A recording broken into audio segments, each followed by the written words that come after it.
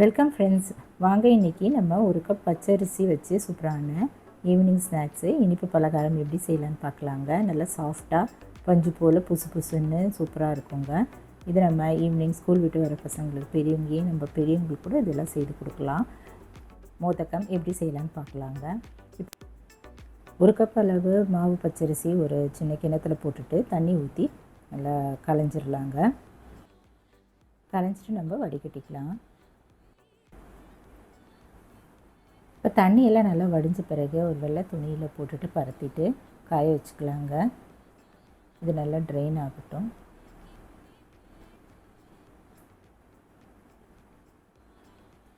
நிழலே நம்ம காய வச்சுருவோம். அதனால் முறன்னு காஞ்சிருச்சு. காஞ்ச இந்த அரிசியை நம்ம ஒரு மிக்ஸி ஜாரில் போட்டுட்டு அரைச்சிக்கலாம். ரொம்ப நைஸாக இல்லாமல் கொஞ்சம் குறைக்கணும் ரவை பதத்துக்கு இந்த போல் அரைச்சி எடுத்து வச்சுருவோம். இப்போ அடுப்பில் ஒரு சின்ன குக்கர் வச்சுட்டு அதில் ஒரு டீஸ்பூன் அளவு நெய் ஊற்றிட்டு நெய் நல்லா உருகுனதும் அரைச்ச இந்த ரவை போட்டு ஒரு 2 நிமிஷத்துக்கு வறுத்துக்கலாங்க. மீடியம் ஃப்ளேமில் வச்சுட்டு வறுத்துக்கலாம்.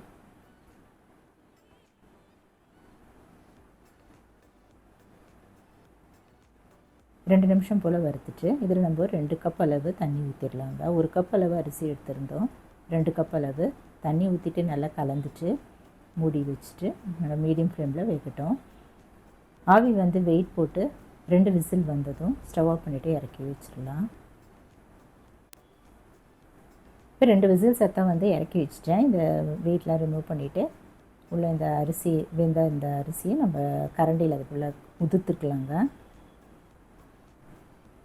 ஆறுனது கையில் கூட நம்ம கட்டி இல்லாமல் உதுத்து எடுத்து வச்சுருவோம். இப்போ பாகு நம்ம தயார் பண்ணிக்கலாம். 1 கப் அளவு பொடித்த வெல்லம், 1/2 டீஸ்பூன் பொடித்த ஏலக்காய், 1/4 கப் அளவு துருவின தேங்காய் இதெல்லாம் எடுத்து வச்சுக்கலாங்க. இப்போது வெல்லம் வந்து நம்ம கொஞ்சமாக லைட்டாக தண்ணி ஊற்றிட்டு கொதிக்க வச்சுக்கலாம். அடுப்பில் ஒரு பாத்திரம் வச்சுட்டு அதில் இந்த வெல்லம் போட்டுட்டு 1/4 கப்புக்கும் கொஞ்சம் குறைச்சலாக தண்ணி ஊற்றிட்டு கரைய விட்டுடலாம். இது கரைஞ்சதும் வடிகட்டிக்கலாங்க. இந்த வெல்லம்லாம் நல்லா கரைஞ்சிருச்சு. அடுப்பில் இன்னொரு பேன் வச்சுட்டு அதில் டைரெக்டாக கொதிச்ச இந்த வெல்லம் கரைசலை வடிகட்டிக்கலாம். இதில் நம்ம வேக வச்சுருந்த அரிசி ரவை போட்டுடலாங்க.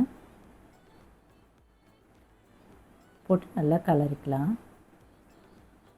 எல்லா இடமும் இந்த வெள்ளைப்பாகெல்லாம் படுற மாதிரி நல்லா கலந்துகிட்டே இருப்போங்க. கைவிடாமல் நல்லா கலரலாம்.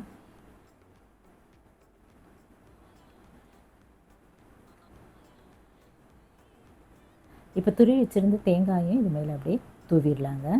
தூவிட்டு நல்லா கலரிக்கலாம்.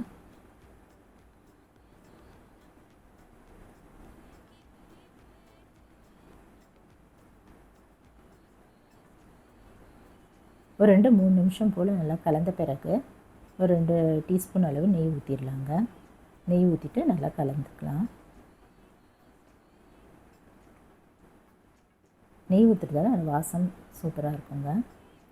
இப்போ இறக்குற டயத்தில் ஏலக்காய் தூள் போட்டுட்டு ஒரு கலர் இதுப்போ கலரிட்டு இறக்கிடுவோம். இன்னொரு பாத்திரத்தில் இதை ட்ரான்ஸ்ஃபர் பண்ணிடலாங்க. சூடாக இருக்கும், அதனால் மூடி வச்சிடலாங்க. ஒரு 10-15 நிமிஷம் வரைக்கும் நல்லா ஆறின பிறகு எடுத்துகிட்டு கொஞ்சமாக நெய் ஒரு கிண்ணத்தில் எடுத்து வச்சுக்கலாம்.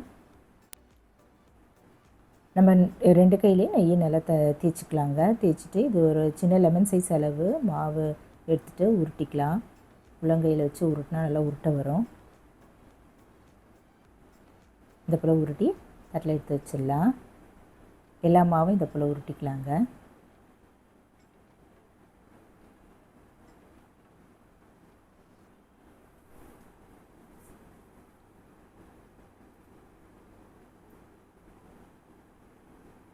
இது போல் எல்லா மாவையும் நான் உருட்டி எடுத்து வச்சிட்டேன். இப்போ அடுப்பில் ஒரு இட்லி பானை வச்சுட்டு அது 1.5 டம்ளர் அளவு தண்ணி ஊற்றிட்டு கொதிக்க வச்சிடலாம். கொதித்ததும் இந்த உருட்டின இந்த உருண்டைகளை ஒரு இட்லி தட்டிலெல்லாம் எடுத்து வச்சுட்டு உள்ளே அப்படியே எடுத்து வச்சுருவாங்க.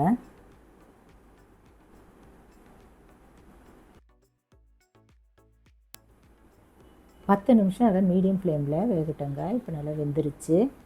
சூப்பரான இனிப்பு பலகாரம் ஈவினிங் ஸ்நாக்ஸ்க்கு ரெடி ஆகிடுச்சுங்க. மோதகம் இனிப்பு உருண்டை பச்சரிசியில் நீங்களும் இதை போல் செய்து பாருங்கள். கொஞ்சம் தேங்காயும் வெல்லம் மட்டும் இருந்தால் போதுங்க. நல்லா பஞ்சு போல் புசு புசுன்னு அருமையாக சூப்பராக இருக்கும். வாயில் போட்டாலே கரையும் இனிப்பு கொடுத்துட்டு நீங்களும் இது போல் ஒரு முறை ஈஸியாக அந்த குக்கரில் வச்சுட்டு செய்து பாருங்கள். இந்த வீடியோ பிடிச்சதுன்னா என்னோடய சேனல் சப்ஸ்கிரைப் பண்ணிக்கோங்க, லைக் பண்ணுங்கள், ஷேர் பண்ணுங்கள், கமெண்ட் பண்ணுங்கள். தேங்க்ஸ் ஃபார் வாட்சிங். நன்றி, வணக்கம்.